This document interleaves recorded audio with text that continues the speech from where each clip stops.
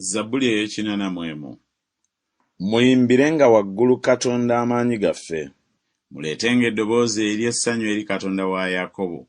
Mwanukulenga oluyimba, muleetenga ekitaasa, ennanga ennungi era n'amadinda. Mufuuwenga ekkondeere omwezi nga kye gujje guboneke, omwezi nga gwa ggabogabo, ku lunaku lwaffe olutukuvu olw'embaga. Kubanga eryo ly'etteeka eri Isirayiri, ekiragiro kya Katonda wa Yakobo. Yakiteeka mu Yusufu okuba obujulirwa, bwe yabuna ensi y'e Misiri, gye nawulirira olulimi lwe saamanya.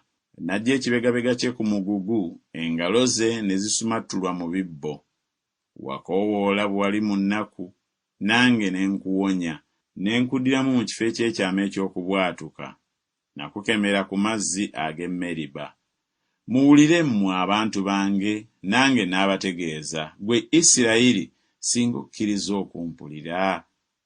Temuubenga Katonda munnaggwanga mu ggwe, so toosinzenga Katonda munnaggwanga yenna. Nze Mukama Katonda wo eyakuggya mu nsi y'e Misiri. Yasama nnyo akamwa ko, nange n'akajjuza. Naye abantu bange tebaawulira ddoboozi lyange, so Isirayiri teyanjagala n'akatono. Nange ne mbaleka okugoberera obukakanyavu bw'omutima gwabwe, batambulirenga mu kuteesa kwabwe bo.